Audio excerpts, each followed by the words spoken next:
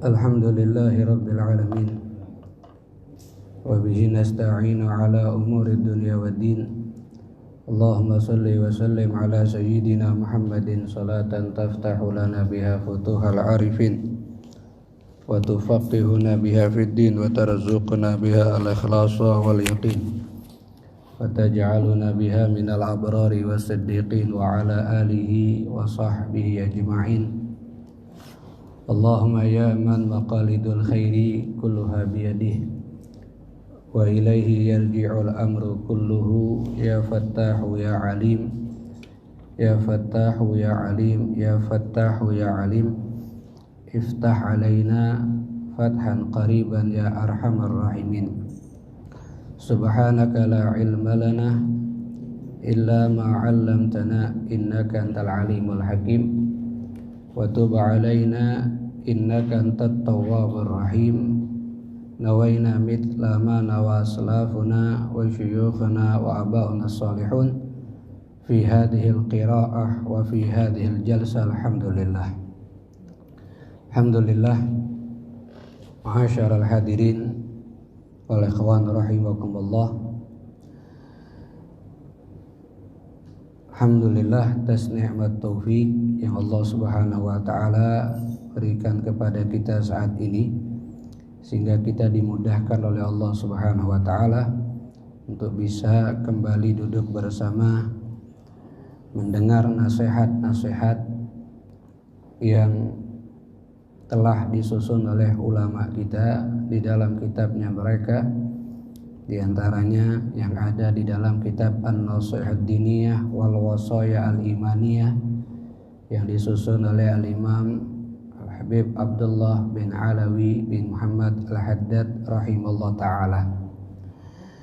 Di pertemuan yang lalu beliau telah menjelaskan di dalam kitabnya ini tentang makna daripada ayat Al-Quran Al-Karim, ittaqullaha haqqa tuqatih, bertakwalah kepada Allah Subhanahu wa ta'ala dengan sebenar-benarnya takwa.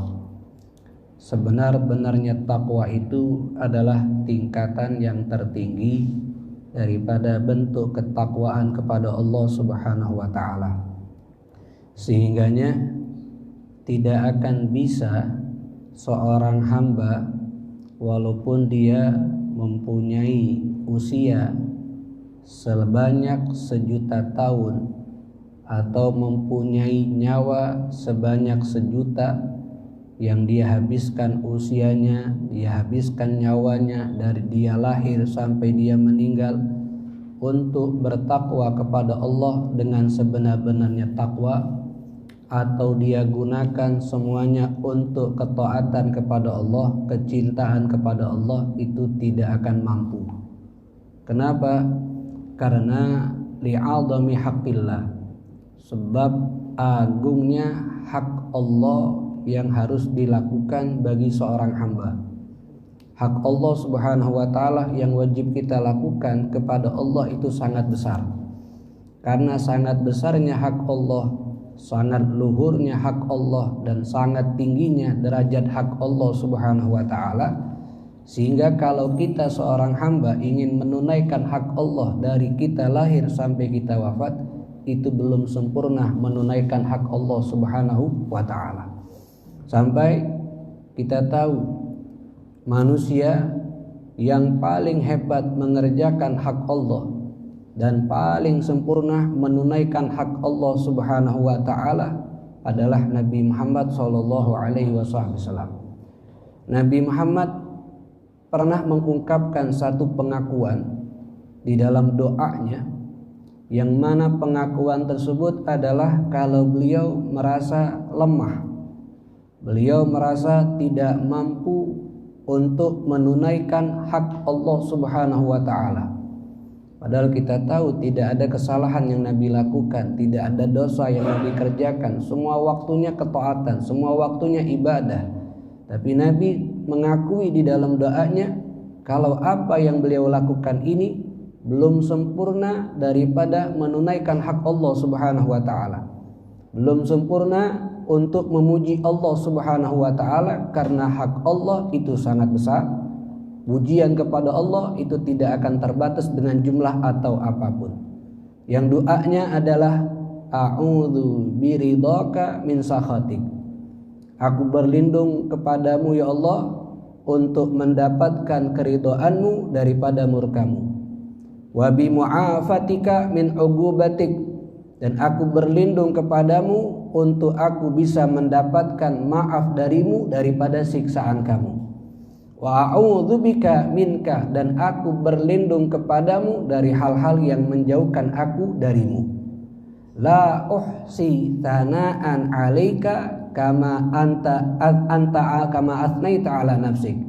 La uhsi, aku tidak akan bisa menghitung thana'an 'alaika, pujian kepada kamu, anta kama athnaita 'ala nafsik, sebagaimana engkau telah memuji terhadap dirimu sendiri ya Allah.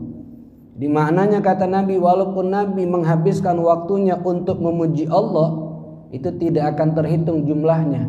Kenapa? Karena Allah Subhanahu wa taala telah memuji dirinya sendiri, dalam artian besarnya keagungan Allah Subhanahu wa taala. Sehingganya kita tidak boleh merasa cukup akan apa yang kita lakukan dari bentuk ibadah kepada Allah Subhanahu wa taala. Apalagi mengatakan saya sudah bisa menjadi hamba Allah yang baik, saya sudah bisa menjadi hamba Allah yang soleh, hak Allah saya kerjakan. Itu kalau dihitung belum seberapa kita melihat hak Allah yang Allah tunaikan kepada kita, hak kita yang Allah Subhanahu wa taala diberikan. Itu yang pertama. Yang kedua, malaikat Allah Subhanahu wa taala, kita tahu dari Allah menciptakan mereka, ada yang mereka diciptakan hanya untuk ruku, ada yang diciptakan hanya untuk sujud, ada yang diciptakan hanya untuk membaca tasbih, ada yang diciptakan untuk ini. Dan mereka dari awal Allah ciptakan dan diperintahkan tidak pernah melanggar sedikit pun. La yafturuna anhu, bahkan tidak pernah merasa lemah dari apa yang Allah perintahkan. Wala yastaghiluna bi ghairi, dan tidak pernah menyibukkan selain daripada apa yang Allah perintahkan. Yang ruku tidak pernah sujud, yang sujud tidak pernah ruku, yang berdiri tidak pernah duduk. Dan mereka tidak pernah merasa lemah atau capek dengan perintah Allah Subhanahu wa taala. Fa idza kana yaumul qiyamah, dan nanti para malaikat ketika ada di hari kiamat, yaqulun, mereka akan berkata, subhanak, maha suci engkau ya Allah, walakal hamd, dan hanya kepadamu pujian yang layak, ma'arafnaka haqqa ma'rifatik, kami tidak mengenal engkau dengan sebenar-benarnya pengenalan. Wala abadnaka haqqa ibadatik, dan kami tidaklah melakukan ibadah dengan sebenar-benarnya ibadah seorang hamba kepada Allah.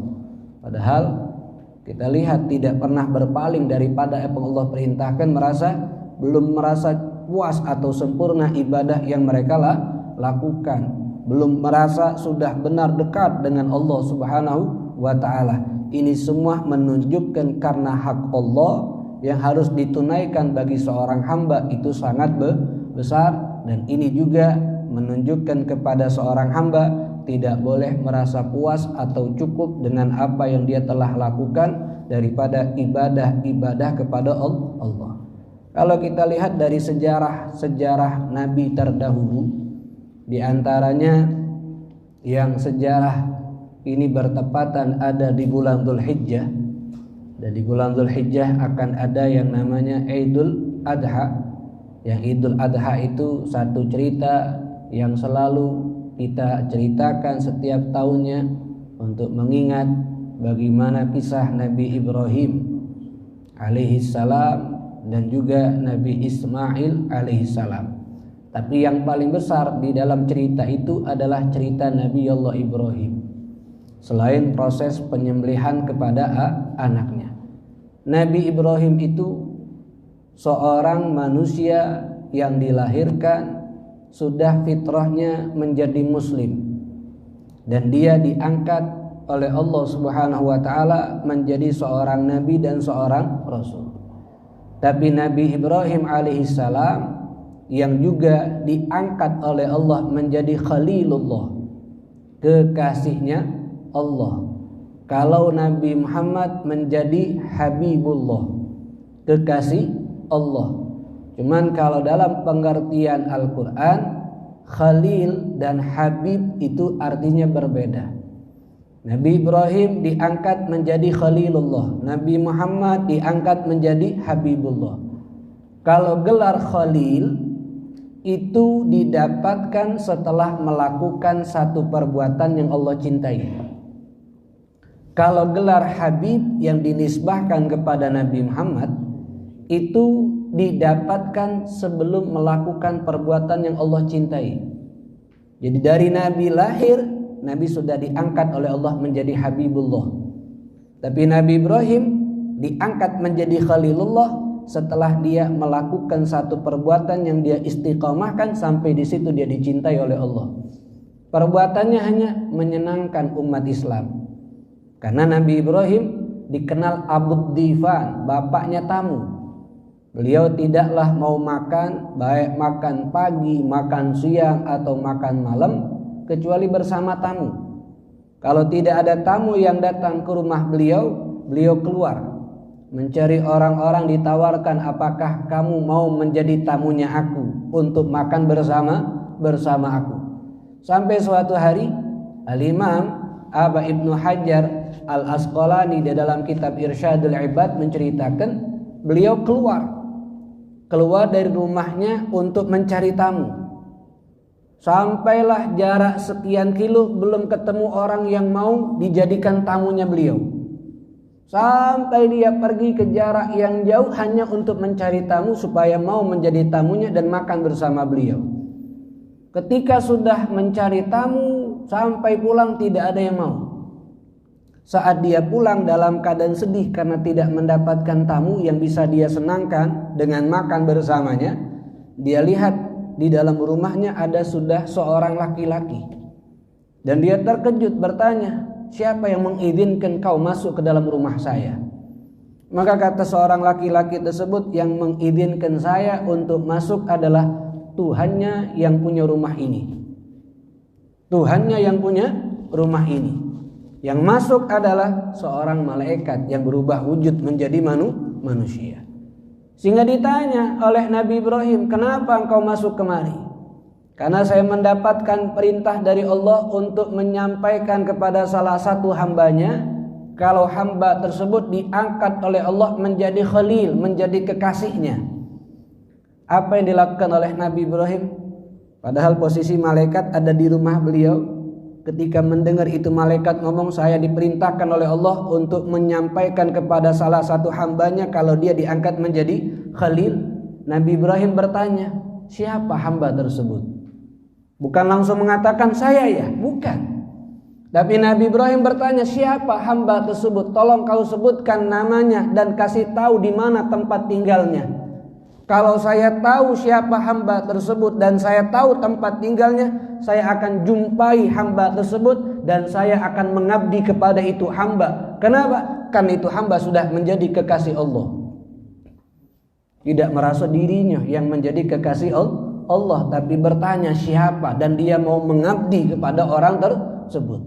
Tapi malaikat tersebut menjawab, hamba itu adalah kamu wahai Ibrahim.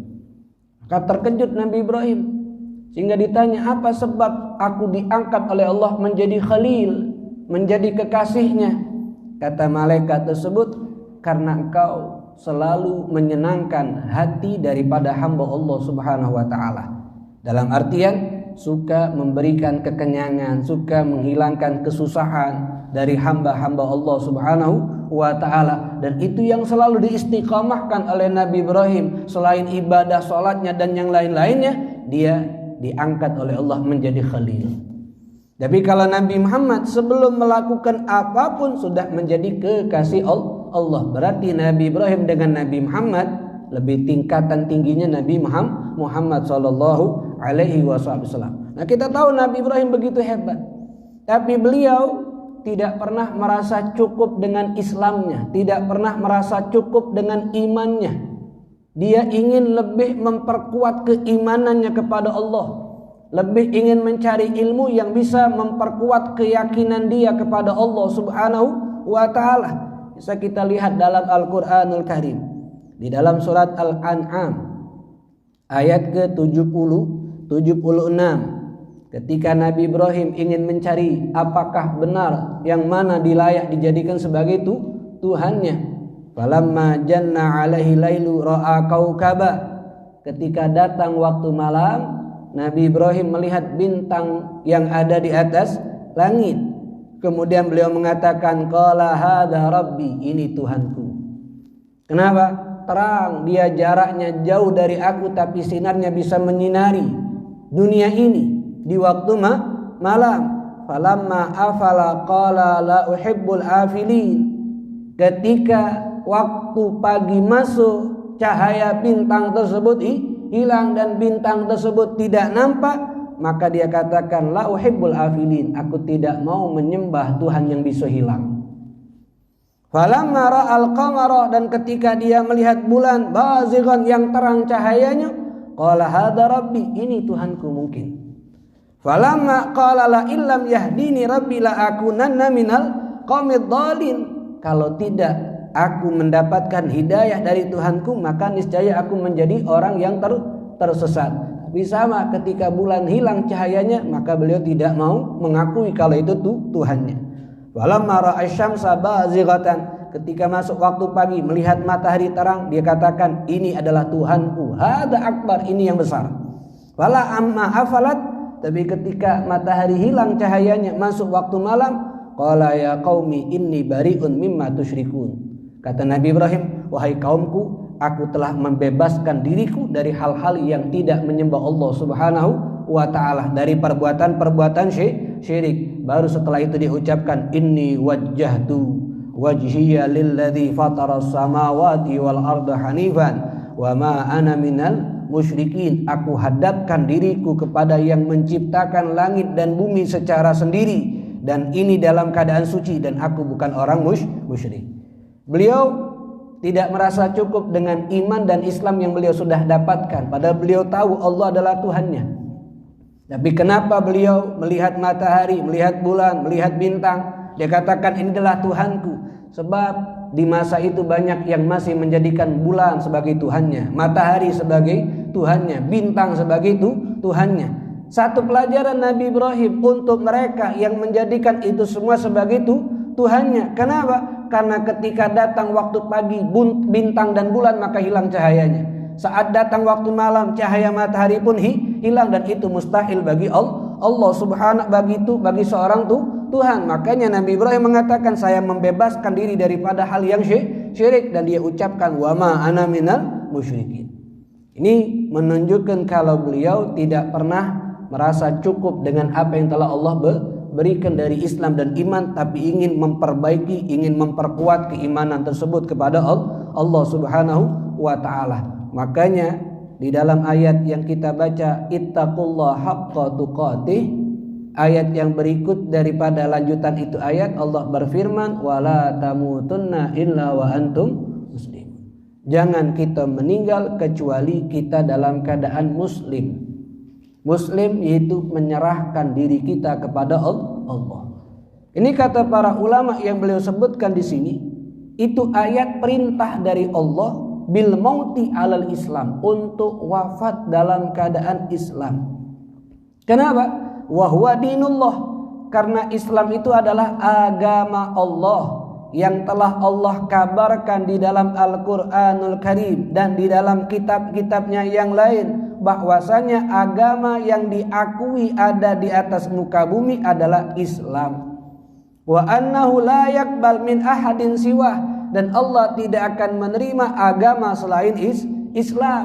Wa annahu alladzi radiyahu li rasuli wa li ibadil mu'minin, sebab Islam agama yang Allah ridhoi, yang dibawa oleh Rasulnya dan hambanya yang beriman.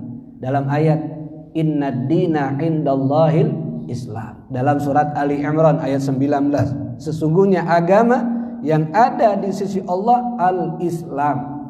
Kemudian dalam ayat yang ada dalam surat Ali Imran 85, wa may yabtaghi ghairal islami dinan, siapa orang yang mencari selain Islam sebagai agamanya, fala yuqbala minhu, maka tidak akan diterima kebaikan-kebaikan yang dia lakukan. wa huwa fil akhirati minal khasirin, dan di akhirat dia termasuk orang yang rugi. Walaupun semasa hidupnya dia melakukan kebaikan, berbuat baik, membantu orang, tapi karena tidak dalam Islam dia akan menjadi orang rugi. Sebab agama yang Allah ridhoi, agama yang Allah akui adalah Islam. Makanya itulah Allah perintahkan kita wala tamutunna illa wa antum muslimun. Sebab jangan kalau kita wafat tidak membawa Islam, rugi di hari kiamat. Tapi kalau wafat membawa Islam, walaupun masih ada kesalahan, maka itu tidak akan mengekalkan seorang yang wafat muslim di dalam neraka. Akan diselamatkan dan dimasukkan ke dalam surga Allah Subhanahu wa ta'ala. Kemudian ketika Allah Subhanahu wa ta'ala menurunkan ayat kepada Nabi, al-yauma akmaltu lakum dinakum wa atmamtu alaikum ni'mati wa raditu lakumul islama dinah. Ini ayat yang Allah turunkan kepada Nabi saat Nabi sedang melakukan haji, yang disebut dengan hajjatul wada, haji perpisahan, saat Nabi sedang ada di Arafah. Yang berapa hari lagi, 2 hari lagi kita akan menjumpai hari Arafah, hari Kamis tanggal 9 Zulhijjah, yang keadaan sekarang tidak ada jemaah haji Indonesia dan dunia bisa berangkat. Hanya orang-orang yang ada di sekitar Jazirah Arab yang mungkin diizinkan untuk menunaikan ibadah haji, tidak seramai daripada setiap tahunnya. Apakah karena tidak ada yang wukuf di Arafah, tidak ada keistimewaan hari Arafah? Ulama mengatakan kemuliaan hari itu bukan karena perbuatan. Kemuliaan hari itu berlaku setiap tahunnya, walaupun tidak ada orang yang melakukan apa yang dilakukan pada hari tersebut. Tanggal 9 Dzulhijjah dikenal dengan hari Arafah, yang menjadi mulia karena kita tahu ada orang-orang wukuf di Arafah. Nah, saat ini mungkin kalaupun tidak ada semua umat Islam wukuf di Arafah, maka kemuliaan tanggal 9 Dzulhijjah hari Arafah tetap berlaku. Bahkan pahala yang Allah berikan kepada orang yang wukuf di tanah Arafah juga bisa Allah berikan kepada orang yang tidak wukuf di tanah Arafah, tapi dia hidupkan hari 9 tersebut, hari Arafah, dengan berbagai macam bentuk ketaatan, sama pahalanya. Man tasyabbaha biqaumin wa huwa minhum, siapa yang menyerupai satu kaum, maka dia mendapatkan bagian dari apa yang Allah berikan kepada kaum tersebut. Nah, itu ayat ketika Nabi Hajjatul Wada saat wukuf di Arafah menyampaikan khutbah ke sahabat, turun ini ayat. Al-yauma, di hari ini, akmaltu, telah aku sempurnakan agama kalian. Wa atmamtu, dan aku sempurnakan nikmati, nikmatnya aku untuk kalian. Di sini ada 2 ayat, 2 kalimat yang artinya sempurna. Pertama, akmala yukmilu ikmala. Yang kedua, atmama yutmimu itmaman atau atamma yutimu itmaman, yang arti secara bahasa sempurna. Urusan agama Allah menggunakan kata akmaltu. Urusan nikmat Allah menggunakan kata atmamtu. Apa artinya? Kalau kalimat sempurna itu dengan kata akmala, maka sempurnanya sudah di titik sempurna, tidak bisa ditambahkan lagi. Maka dalam urusan agama Allah katakan, aku telah sempurnakan agama untuk kalian. Maknanya kewajiban-kewajiban Allah, larangan-larangan Allah yang sudah dibawa oleh Nabi, itu tidak akan bisa ditambahkan lagi. Dengan dalil qat'i, dalil yang pasti datang dari Al-Quran, dalil yang pasti datang dari Nabi. Adapun yang sekarang berubah hukumnya wajib, sunnah dan segala macam, itu dalilnya dalil dhanni, dalil ijtihadi dari para ulama. Karena setiap zaman ada perubahan waktu, perubahan keadaan, perubahan ini. Maka berubah keadaannya bukan dengan dalil qat'i, tapi dalil dhanni. Dan itu satu kesempatan bagi umat Islam untuk berijtihad setiap zamannya, karena keadaan setiap tahun berubah. Tapi kalau perintah sholat hanya 5 waktu, perintah puasa hanya di bulan Ramadan, perintah haji setiap tahun 1 kali, seumur hidup 1 kali, tidak akan berubah dan tidak akan ada tambahan sholat lagi. Ketika urusan nikmat, kenapa Allah gunakan kata atmamtu? Sebab sempurna kata atmama itu masih bisa ditambahkan. Maka nikmat Allah walaupun sudah kita banyak mendapatkan, itu belum berada di puncaknya. Kadang-kadang masih bisa ditambahkan lagi nikmat tersebut oleh Allah Subhanahu wa ta'ala. Saat Nabi sampaikan ini ayat kepada sahabat, semua sahabat gembira, semua sahabat senang kecuali satu orang, Abu Bakar As-Siddiq radhiyallahu anhu, yang menangis ketika mendengar ini ayat. Ketika ditanya, kenapa engkau menangis wahai Abu Bakar? Jawabannya, kalau sudah Allah mengatakan apa yang Nabi bawa itu sudah disempurnakan, berarti tugasnya Nabi tidak akan lama lagi ada di atas dunia ini. Karena sudah Allah sempurnakan, berarti tugas Nabi membawa syariat kepada kita selesai. Tidak akan ada lagi yang Nabi bawa. Berarti Nabi Muhammad tinggal di dunia sementara tidak lama lagi. Maka setelah Hajjatul Wada, bulan Rabiul Awal, meninggal Nabi Muhammad SAW. Itu yang buat Sayyidina Abu Bakar menangis. Kenapa? Merasa tidak lama lagi dia hidup bersama Nabi, tidak lama lagi dia bisa melihat Nabi, karena Nabi akan meninggalkan dunia ini dan berada di dalam tanah. Nah, ini ayat diturunkan pada bulan Dzulhijjah saat Nabi melakukan haji di tanggal 9 Dzulhijjah atau hari Arafah. Maka hari Arafah hari yang mulia, yang insya Allah esok lusa kita akan menjumpai. Dan ketika pada tanggal 9 Dzulhijjah itu sudah mulai kita membaca takbiran, dimulai dari subuh tanggal 9, ba'da sholat subuh.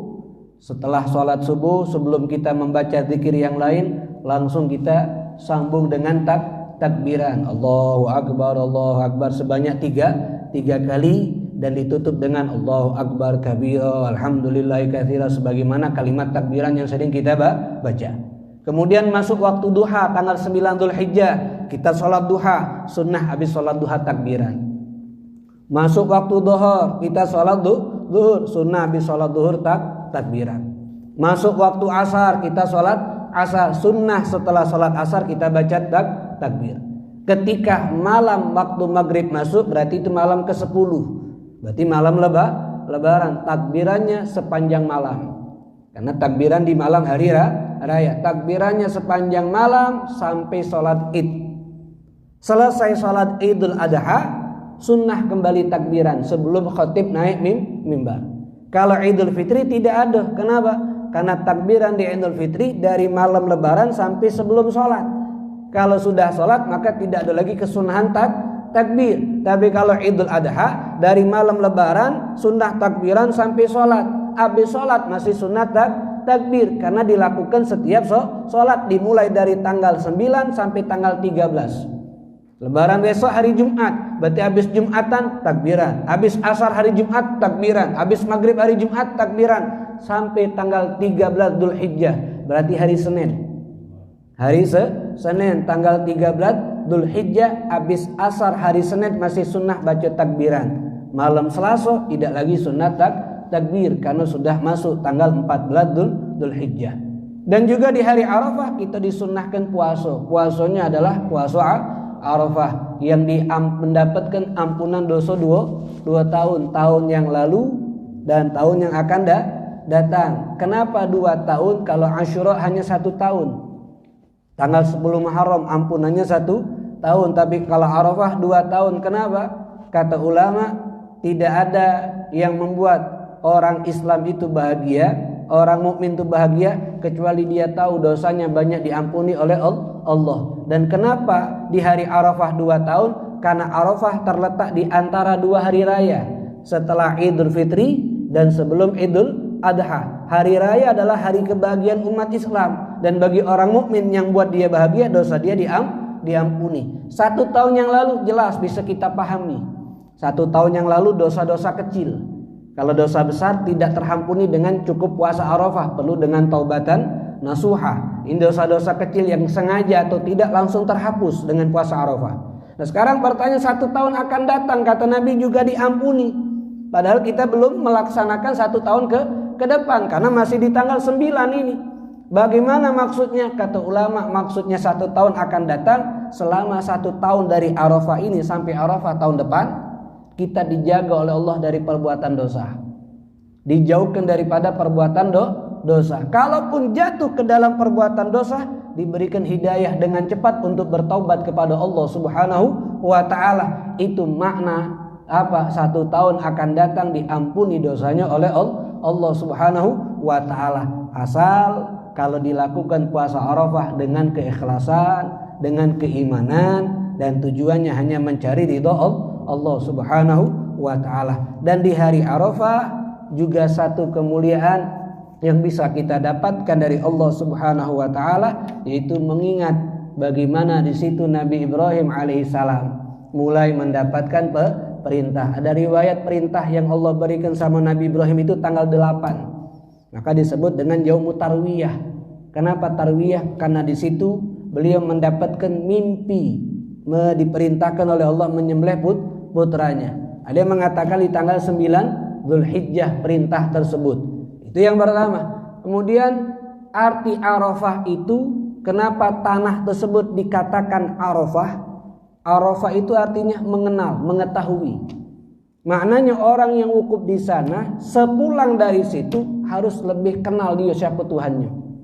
Harus lebih yakin kepada Allah Subhanahu wa ta'ala. Karena dikali kata Arafah, mengenal Allah, berarti dia mendekatkan selama hari tersebut dengan Allah Subhanahu wa ta'ala. Nabi Ibrahim alaihissalam luar biasa. Nabi Ibrahim itu kesabarannya perlu kita contoh dalam ibadah, dalam menjaga iman. Sebagaimana Allah perintahkan jangan kita wafat kecuali muslim. Nabi Ibrahim sudah masuk mencari Tuhan dengan benar. Tugas yang berikutnya adalah Nabi Ibrahim mengingatkan keluarganya untuk tidak menyembah selain Allah.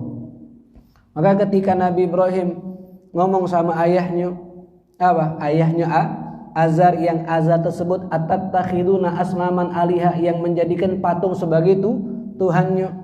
Aku, kata Nabi Ibrahim, atattakhiduna asnaman aliha, apakah kau wahai ayah ingin menjadikan patung sebagai Tuhan? Inni araka wa qaumaka fi dhalalim mubin, karena aku melihat kamu dan kaummu dalam keadaan kesesat.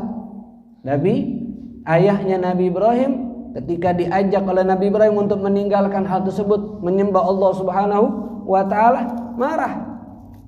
La illam yantahi la arjumannak, kata Allah. Kalau kau tidak selesaikan urusan ini, maknanya masih ngajak aku, sibuk ngurusi aku untuk aku menyembah Allah, la arjumannak, aku akan cambuk kamu, aku akan lempari kamu dengan batu sampai kau mati.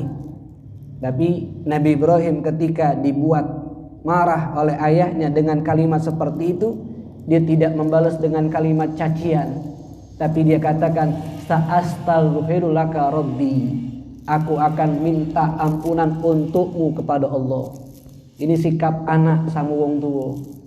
Walaupun anak mengajak wong tuanya untuk sholat, mengajak wong tuanya untuk ibadah, kadang-kadang wong tuanya dikasih tahu marah, maka jangan berkata jelek sama orang tua tersebut. Sikap yang kedua gimana? Minta ampun sama Allah supaya Allah kasih hidayah, supaya Allah ampuni dosa wong tua tersebut, biar dia bisa mendapatkan hidayah untuk ibadah. Kemudian keluarganya pun juga mengusir Nabi Ibrahim alaihissalam. Mulai Nabi Ibrahim berdakwah, ingin menghancurkan patung-patung yang ada di sekitar tempat tinggalnya, sampai semuanya dihancurkan oleh Nabi Ibrahim alaihissalam, kecuali satu patung yang besar tidak dihancurkan, dan kampak yang digunakan oleh Nabi Ibrahim beliau letakkan, kalungkan di patung besar tersebut.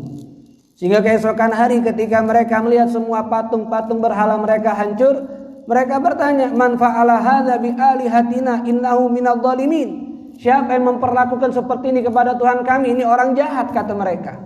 Qalu sami'na, ada yang menjawab, sami'na fatan yadhkuruhum yuqalu Ibrahim. Kami mendengar yang menghancurkan ini adalah seorang pemuda, yang mereka menyebut pemuda tersebut dengan nama Ibrahim. Qalu fa'tu bihi ala a'yunin nas. Maka mereka minta, coba bawakan itu Ibrahim di hadapan manusia, la'allahum yashhadun, supaya orang-orang menyaksikan akan apa yang kami lakukan dan menjadi saksi kalau dia benar yang melakukannya. Qalu a'anta fa'alta hadza bi alihatina. Dipanggil Nabi Ibrahim. Setelah dipanggil, disaksikan oleh semua orang, ditanya, apakah engkau yang berbuat kepada Tuhan-Tuhan kami ini, wahai Ibrahim?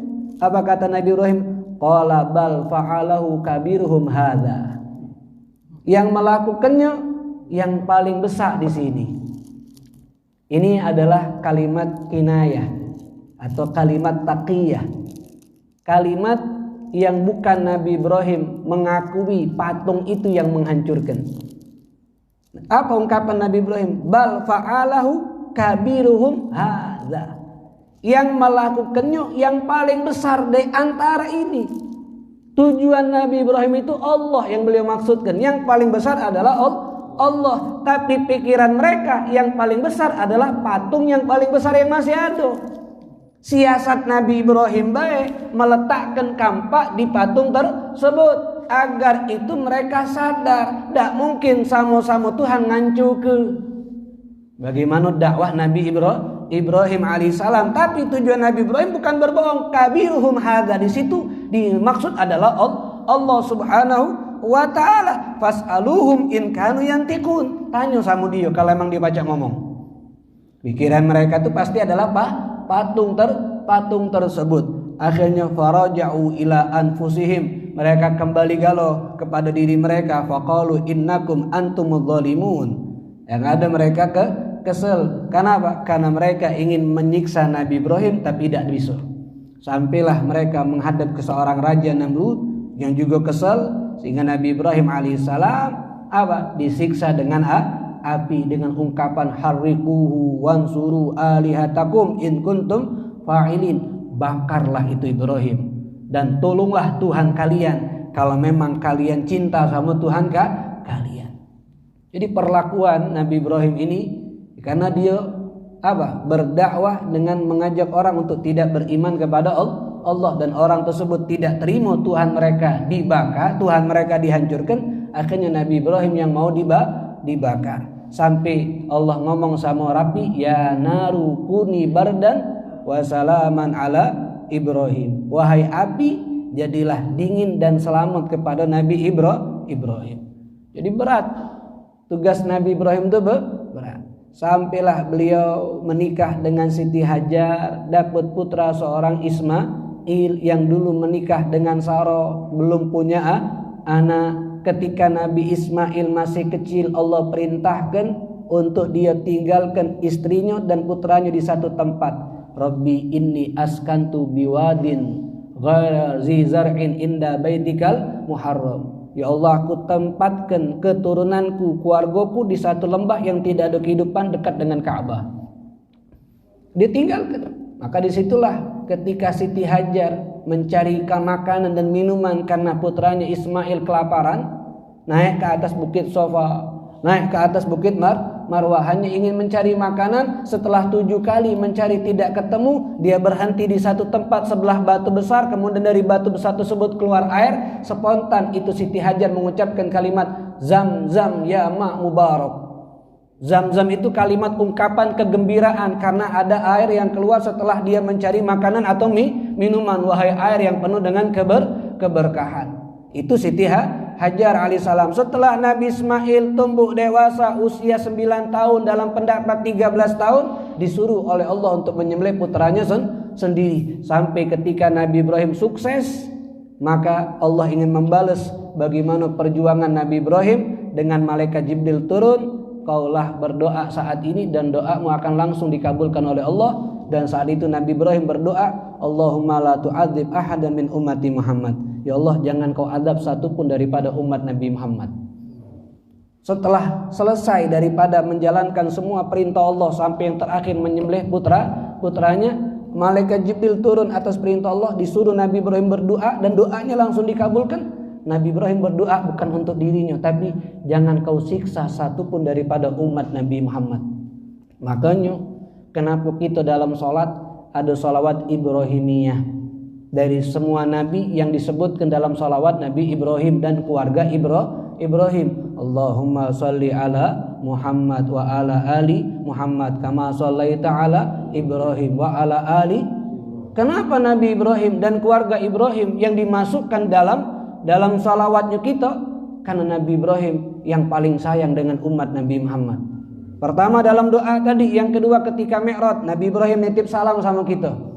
Dan keluarga Nabi Ibrahim kenapa juga masuk? Karena ketika Nabi Ibrahim diperintahkan oleh Allah untuk membangun Ka'bah, dibantu oleh Nabi Ismail. Ketika selesai dari proses pembangunan Ka'bah, di situ Nabi Ibrahim duduk mengajak keluarganya, Nabi Ismail, Siti Hajar, Siti Sarah, dan juga putra Nabi Ismail duduk di situ. Nabi Ibrahim ngomong, ya Allah, kepada orang-orang yang seusia saya, itu orang-orang yang sudah tua daripada umatnya Muhammad yang datang ke sini untuk ibadah kepadamu, maka pahalanya yang engkau berikan kepada saya berikan kepada mereka. Kemudian Siti Sarah juga berkata seperti itu, perempuan-perempuan dari kalangan orang yang merdeka daripada umatnya Muhammad yang datang ke sini untuk ibadah kepadamu, maka pahala yang kau berikan kepada saya berikan kepada mereka. Nabi Ismail juga begitu, ya Allah, pemuda-pemuda dari kalangan umat Nabi Muhammad yang datang ke sini untuk beribadah kepadamu, maka pahala yang kau berikan kepada saya berikan kepada kamu.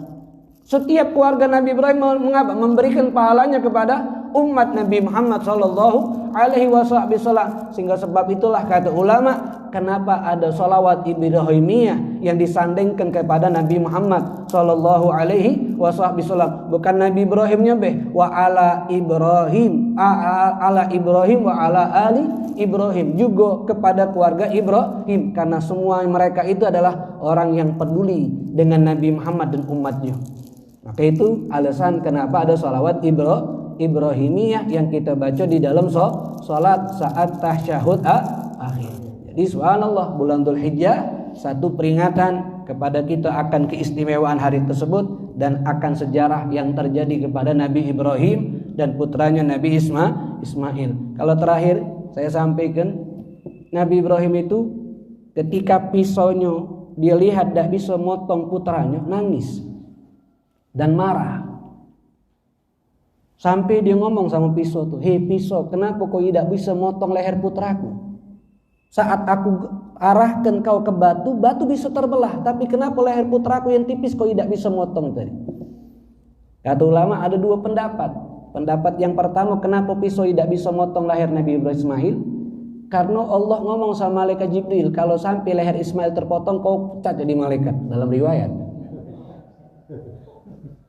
Riwayat yang kedua, kenapa begitu? Karena itu pisau berkata, wahai Ibrahim, apakah kau lupa? Dulu kau ketika dimasukkan ke dalam api, kau tidak terbakar, tapi kau kedinginan di dalam api tersebut. Api yang lebih bahaya dari saya, kau tidak akan terbakar. Apalagi aku sebilah pisau, tidak akan bisa memotong leher putramu kalau tidak diizinkan oleh Allah. Kenapa Nabi Ibrahim marah? Dia ngerasa, aku ini gagal menjalankan perintah Allah. Sehingga dia marahi pisau tersebut. Kenapa? Walaupun anaknya yang akan mati, dia merasa gagal kalau tidak bisa menyembelih. Bukan merasa senang, alhamdulillah tidak terbunuh, bukan, senang, gagal, takut, tidak ada didapat kecintaan dari Allah. Begitupun Nabi Ismail, ketika turun kambing Gibash yang dilakukan oleh Nabi Habil, putra Nabi Adam, yang Allah perintahkan berkurban, Qabil dan Habil, yang diterima kurbannya Habil, Qabil tidak diterima. Makanya Qabil marah dengan Habil, dibunuh Habil oleh Qabil. Dibunuh Habil oleh Qabil, dan inilah pembunuhan pertama yang terjadi di sejarah kemanusiaan. Dua saudara kandung saling membunuh karena permasalahan hasud. Yang Qabil kurbannya tidak diterima, kurbannya Habil yang diterima. Diturunkan lagi oleh Allah dari surga sebagai penebus Nabi Ismail. Saat Nabi Ismail melihat ada kambing yang menggantikan beliau, nangis. Ditanya oleh Nabi Ibrahim, kenapa kau nangis wahai anakku? Sedih kau senang tidak jadi terbunuh. Apa kata Nabi Ibrahim? Saat kau sudah baringkan aku wahai ayah, mengikat tangan dan kakiku wahai ayah, aku sudah merasa dekatnya dengan Allah. Tapi ketika tahu ada kambing yang menggantikan aku merasa jauh lagi dari Allah. Jadi mereka tuh ngerasa diri mereka melakukan itu adalah orang-orang yang sudah ingin cepat kembali kepada Allah Subhanahu wa ta'ala. Dan Nabi Ismail hebatnya ngomong sama ayahnya, ingin membantu ayahnya, dia ngomong, ikat aku kuat-kuat, jubah aku lepaskan, tolong dilipat rapi-rapi, bawa balik, tunjuk ke sama ibu. Kalau ibu bertanya di mana aku, jangan jawab kau telah menyembelih aku, tapi jawablah kau telah titipkan aku di tempat yang terbaik. Dan tolong wahai ayah, ketika menyembelih aku dengan kuat, tajam ke pisaumu, dan berhati-hati kuat ke tangan dan kakiku agar aku tidak bergerak dan darah ini tidak terkena pakaian kamu. Takut ibu bertanya kenapa ada darah di pakaian kamu. Itu kehebatan Nabi Ismail alaihissalam, yang maka itu dijadikan sebagai kakeknya Nabi besar Muhammad sallallahu alaihi wa ala alihi wasallam. Sebelum Nabi, semua Nabi dari Bani Israel, tapi Nabi Muhammad dari Bani Ismail. Yang dua orang ini, Nabi Ibrahim dan Nabi Ismail, yang sebagai contoh bagi umat Nabi besar Muhammad sallallahu alaihi wasallam di dalam kesabaran, di dalam pengorbanan menjalankan perintah Allah Subhanahu wa taala. Mudah-mudahan kita bisa meniru Nabi Ibrahim, bisa meniru keluarga Nabi Ibrahim, dan agar kita menjadi orang yang dimuliakan oleh Allah Subhanahu wa taala. Amin amin ya rabbal alamin. Ada yang tanya kan? Saya. Bismillahirrahmanirrahim. Rabbil alamin. Allahumma shalli wa sallim ala sayyidina Muhammadin wa alihi wa sahbihi ajma'in. Allahumma hdina bihudak waj'alna mimma yusari'u fi ridhak wa la tuwallina waliyan siwak wa la taj'alna mimman khalafa amraka wa 'asak. Wa hasbunallahu wa ni'mal wakil, ni'mal maula wa ni'man nasir. Wa la haula wa la quwwata illa billahil aliyyil azim. Sallallahu ala sayyidina Muhammad wa alihi wa sahbihi.